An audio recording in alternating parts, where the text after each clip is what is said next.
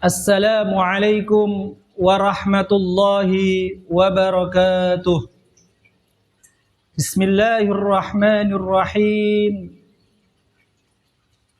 Alhamdulillahilladzi lahun ni'matu wa lahul fadlu wa lahus sana'ul hasan. Salawatullahil barrir rahim wal malaikatil muqarrabin ala sayyidina wa maulana Muhammadin tahal amin wa ala alihi wa sahbihi wa man tabi'ahum bi ihsanin ila yaumiddin. Amma ba'du. Hadirin hadirat yang dirahmati oleh Allah Subhanahu wa ta'ala. Pada kesempatan yang penuh berkah ini, di bulan Ramadan ini, sungguh merupakan nikmat yang luar biasa yang diberikan oleh Allah Subhanahu wa ta'ala kepada kita, di mana Allah menskenariokan kita, memberikan kesempatan kepada kita untuk thalabul ilmi, sama-sama mempelajari ilmu-ilmu Islam, sama-sama mendalami syariat Allah dan syariat baginda Nabi besar Muhammad sallallahu alaihi wasallam. Pada kesempatan yang mulia ini, kita akan membacakan petuah-petuah, kalam-kalam mulia dari guru kita Al-Imam Syekh Nawawi Al-Bantani, yaitu guru ulama Nusantara, yang mana petuah-petuah beliau termaktub, terpatri di dalam kitabnya yang monumental, yaitu kitab Marah Labid, yang beliau tulis dalam rangka memaknai, menyelami samudra hikmah-hikmah Al-Quran. Hadirin hadirat yang dirahmati oleh Allah Subhanahu wa ta'ala. Bulan Ramadan, bulan puasa, ini menjadi kewajiban yang pribadi, yang personal bagi seluruh umat Islam, bagi mukallaf yang telah akil baligh, di mana kewajiban ini termaktub di dalam Al-Quran, surah Al-Baqarah ayat ke-183. Allah Subhanahu wa ta'ala berfirman, Ya ayyuhalladzina amanu kutiba alaikumus syiyamu kama kutiba alal ladzina min qablikum la'allakum tattaqun. Mengenai ayat ini, di dalam kitab Marah Labid, Syekh Nawawi menjelaskan, Ya ayyuhalladzina amanu, wahai orang-orang yang beriman, kutiba alaikumus syiyamu, diwajibkan atas kalian berpuasa, kama kutiba alal ladzina min qablikum, sebagaimana telah diwajibkan atas orang-orang sebelum kamu.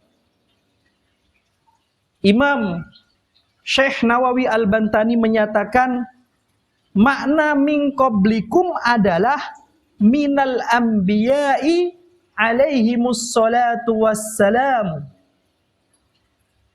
Yang dimaksud orang-orang terdahulu adalah para nabi-nabi Allah. Wal umam min ladun Adam alaihissalam. Dan umat-umat dari semenjak Nabiullah Adam alaihissalam. Jadi mengenai ayat ini, bahwa kewajiban puasa itu bukanlah kewajiban yang baru, syariat baru yang diberikan kepada baginda Nabi besar Muhammad sallallahu alaihi wasallam. Akan tetapi syariat puasa sebagaimana penjelasan Syekh Nawawi itu juga pernah jatuh, pernah diberikan kepada para nabi-nabi terdahulu, bahkan pada umat-umat semenjak Nabiullah Adam hingga sekarang. Hadirin yang dirahmati oleh Allah Subhanahu wa ta'ala, perlu kami jelaskan bahwa ayat ini dimulai ya ayyuhalladzina amanu, wahai orang-orang yang beriman. Sependek pengetahuan kami, ayat yang dimulai wahai orang-orang yang beriman ini di dalam Al-Quran itu paling tidak ada 89 kali, yang ada pada 20 surat kurang lebih. Uniknya, kewajiban mahdoh, kewajiban yang kita sebut sebagai rukun Islam di dalam Al-Quran yang dimulai dengan khitab, yang dimulai dengan undangan ya ayyuhalladzina amanu, itu hanya hal terkait puasa Ramadan.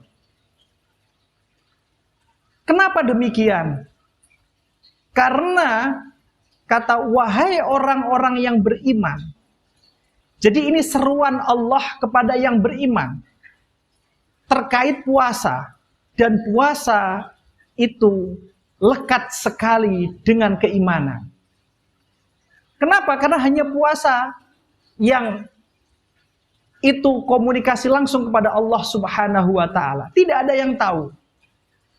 Misalnya saja sholat, orang bisa melihat, oh dia sholat. Haji, orang semua bisa lihat, oh dia sedang ritual haji.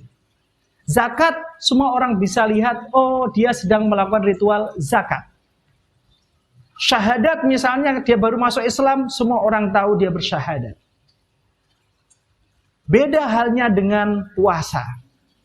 Puasa ini adalah hal yang sangat privasi, yang sangat nurani dan iman. Makanya di dalam riwayat disebutkan laisa fis siyami riya. Untuk ibadah puasa itu sulit sekali orang untuk mempraktekkan riya. Pamer tidak bisa. Karena puasa nggak kelihatan. Puasa nggak kelihatan. Itu hubungannya langsung sama Allah Subhanahu wa ta'ala. Oleh karena itu, di dalam hadis Nabi yang lain disebutkan kullu amal ibni Adam lahu illa siyam. Atau riwayat yang lain menyebutkan illa saum. Semua amal perbuatan anak Adam itu kembali kepadanya, kecuali puasa. Fa innahu li wa ana ajzi bihi. Karena sesungguhnya puasa itu khusus untukku, kata Allah Subhanahu wa ta'ala di dalam hadis qudsi. Artinya kewajiban yang sangat khusus, kewajiban sangat personal itu ada pada puasa. Hadirin yang dirahmati oleh Allah Subhanahu wa ta'ala. Dan ternyata ibadah puasa ini tidak hanya untuk kita umat Islam, tetapi di dalam fakta sejarah, ibadah puasa ini juga terdapat di dalam sejarahnya manusia secara umum. Dan itu diakui oleh guru kita, yaitu Syekh Nawawi Al-Bantani, dinyatakan bahkan orang-orang sebelumnya, yaitu umat-umat terdahulu dari semenjak Nabi Adam, juga ada puasa. Tentu tata caranya yang berbeda. Tentu prosesinya yang berbeda. Kenapa? Karena para nabi itu ya mengikuti ajaran syariat yang khusus yang diberikan kepadanya. Al-anbiya'u dinuhum wahid wa ummahatuhum syatta. Para nabi itu agamanya hanya satu. Agama tauhid, la ilaha illallah.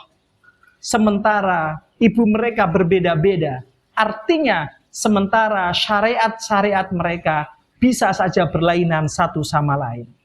Tetapi intinya mereka memiliki syariat yang disebut puasa, meskipun tata caranya yang berbeda-beda. Agar apa? La'allakum tattaqun, agar kalian bertakwa. Maksudnya Imam Nawawi menyatakan, Syekh Nawawi Al-Bantani menyatakan, ay tattaqunallaha bisaumikum wa tarkikum lisyahawat, yaitu engkau bertakwa kepada Allah. Dengan apa? Dengan puasa dan meninggalkan syahwat-syahwat, keinginan-keinginan pribadi, ego-ego pribadi. Oleh karena itu, maka bertakwa kepada Allah yang sangat rahasia, sangat sirriyah adalah dengan puasa. Dengan puasa, ia menahan banyak hal. Misalnya saja, dia mampu beli sesuatu, ia mampu makan, ia mampu menguasai ini dan itu, tetapi hatinya mengatakan, oh Allah belum membolehkannya, Allah mengharamkannya, Allah bilang jangan, maka kita pun menjauhinya. Begitulah puasa. Ketika Allah bilang jangan, ini sudah waktunya imsak, jangan kau masukkan makanan ke mulutmu. Ketika Allah bilang jangan, maka kita tidak lakukan itu. Meskipun makanan itu kita kuasai, meskipun minuman itu kita tahu dan itu milik kita. Tapi ketika sudah adzan maghrib, maka kita akan melihat air putih yang biasa-biasa saja saat di luar Ramadan, maka saat berbuka ia menjadi kebahagiaan tersendiri. Kita bisa melihatnya sebagai sesuatu yang sangat luar biasa. Masya Allah, air putih ini mampu menjadi obat dan menjadi penggerak kebahagiaan. Rasulullah Shallallahu Alaihi Wasallam bersabda, "Lis-shaimi farhatan." Bagi orang yang puasa itu memiliki dua kebahagiaan. Farhatun inda iftarih, kebahagiaan ketika ia memaknai makanan itu, memaknai air yang akan ditegaknya saat berbuka, dan itu mewujudkan satu ucapan bahagia, ucapan yang gembira, alhamdulillah, summa alhamdulillah. Yang kedua, watarkikum lisyahawat, begitu pula keinginan ini dan itu. Tentu secara finansial bisa kita ambil, tentu secara kekuatan bisa kita kuasai, tetapi ketika syahwat-syahwat itu dinyatakan oleh Allah jangan, maka kita tidak mengambilnya. Karena apa? Karena Allah Subhanahu wa ta'ala. Oleh karena itu, dalam kesempatan ini, pelajaran yang ingin kita petik adalah yang pertama, bahwa soal puasa ini Allah ingin menyapa dengan kita dengan sapaan yang dekat, yaitu wahai orang-orang yang beriman. Yang kedua, Allah mengingatkan kepada kita akan sejarah manusia, bahwa sejarah manusia yang ingin mendekat sama Tuhannya dengan komunikasi yang khusus adalah dengan berpuasa. Dan yang ketiga, keempat, ketakwaan. Ketakwaan kita kepada Allah itu tidak hanya takwa dengan sesuka-suka hati kita, tetapi takwa dengan betul-betul mengikatkan diri pada aturan Allah, dengan menjaga ini dan itu hanya karena Allah Subhanahu wa ta'ala. Oleh karena itu, orang yang telah memaknai puasa dengan baik, ia akan bisa memaknai semua anugerah Allah. Anugerah yang terkecil berupa air, anugerah terkecil berupa makanan yang ringan-ringan itu ia maknai dan menjadi sebuah kebahagiaan. Maka akhirnya orang ini akan menjadi farhatun inda liqa'i rabbih. Maka ia akan gembira ketika ketemu Allah Subhanahu wa ta'ala. Pertemuan dengan Allah tanpa beban, karena bebannya di dunia sudah diselesaikan lewat menahan ini dan itu, sehingga ketika ketemu Allah pundaknya menjadi ringan dan ia gembira ketemu Tuhannya. Barakallahu li wa lakum, wallahul muwaffiq ila aqwamit thariq. Wassalamu alaikum warahmatullahi wabarakatuh.